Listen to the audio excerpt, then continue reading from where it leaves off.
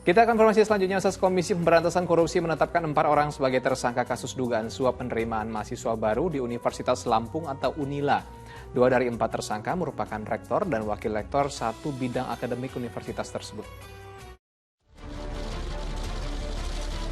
Komisi Pemberantasan Korupsi atau KPK menggelar operasi tangkap tangan kasus dugaan suap penerimaan mahasiswa baru di Universitas Lampung atau UNILA. 8 orang diamankan dari 3 lokasi berbeda yaitu di Lampung, Bandung, serta Bali. Usai melakukan pemeriksaan, KPK menetapkan 4 dari 8 orang yang ditangkap sebagai tersangka. Para tersangka adalah Rektor UNILA, Wakil Rektor 1 Bidang Akademik, Ketua Senat UNILA, dan seorang pihak swasta pemberi suap.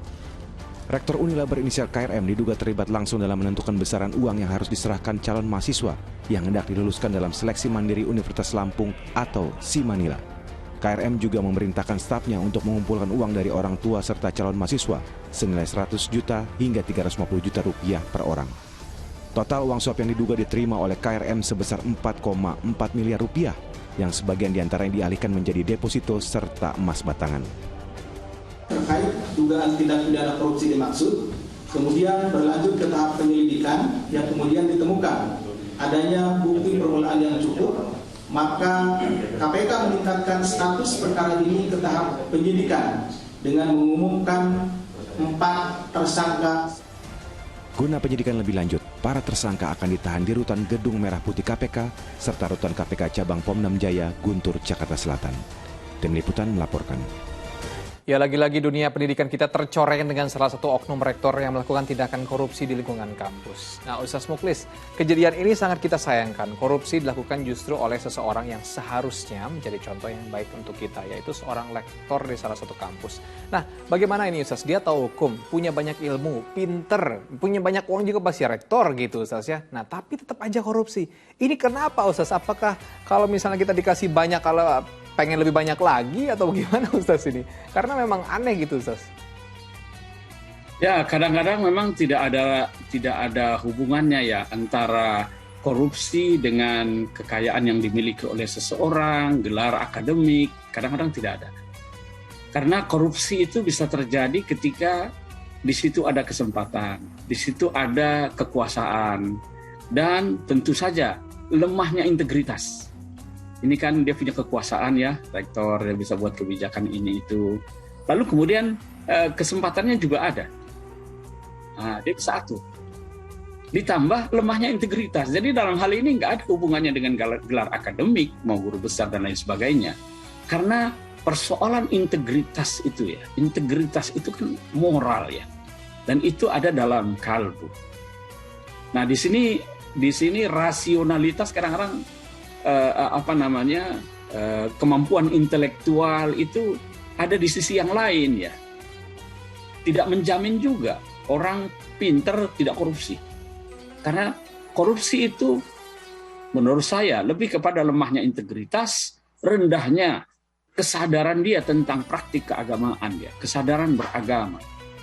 Kadang-kadang dia pandai dalam ilmu agama, tapi internalisasi nilainya tidak ada.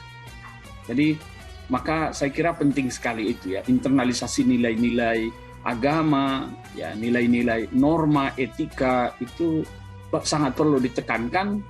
Jadi pintar saja itu tidak cukup ya, perlu benar. Integritas itu benar ya.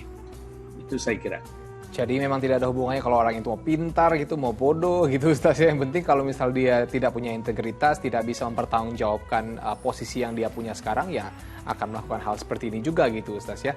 Nah, Ustaz Rasulullah begitu mengecam tindakan suap dalam kasus ini dilakukan oleh Rektor UNILA beserta beberapa orang jajarannya. Mungkin Ustaz Muklis bisa mengulas lagi kecaman keras Rasulullah bagi pelaku pemberi atau penerima suap ini Ustaz. Ya, itu di dalam hadis ada ungkapan ar-rashi wal murtashi finnar. Yang menerima suap dan yang menyuap atau menyogok itu sama-sama di neraka. Itu keras sekali. Bahkan Rasulullah dulu pernah ketika ada seseorang yang ditugasi untuk memungut zakat, lalu kemudian dia terima hadiah. Hasil pungutan zakat diserahkan kepada Rasulullah, lalu yang hadiah dia pisahkan dia. Rasul tanya, itu apa? Ini hadiah. Rasul katakan, itu tidak benar. Coba kalau Anda tidak bertugas tidak bertugas memungut zakat, apa Anda akan dapat itu? Anda duduk di rumah saja, apakah ada yang memberi hadiah? Jadi orang memberi hadiah itu karena profesi dia itu. Itu nggak boleh. Kalau sekarang, bahasa sekarang itu gratifikasi. Itu bagian dari roshi atau rishwah dalam bahasa agamanya, yang tidak boleh dilakukan. Di dalam Al-Quran ada istilah ghulul ya. Ghulul itu harta yang dicatut gitu ya. Dia diberi amanah, lalu kemudian dia catut sedikit itu untuk dia. Itu tidak boleh. Itu namanya ghulul ya. Dan wa may yaghlul ya'ti bima ghalla yaumal qiyamah di dalam Al-Quran. Siapa yang mencatut dari harta yang diamanahkan kepada dia, dari amanah atau tanggung jawab yang ada pada dia, itu nanti di akhirat akan dikalungkan dia, akan dikalungkan dengan harta haram yang diambilnya itu. Dia akan dipermalukan nanti di hadapan seluruh umat manusia di akhirat kelak. Jadi intinya pemberi maupun penerima ini sama-sama di neraka gitu. Saya tidak akan digantungkan harta-hartanya, duit segala macam, emas segala macam, dan buku bungkuk deh ntar tuh Ustaz ya. Silakan, malu ada, jadi jangan pernah terima suap gitu Ustaz ya.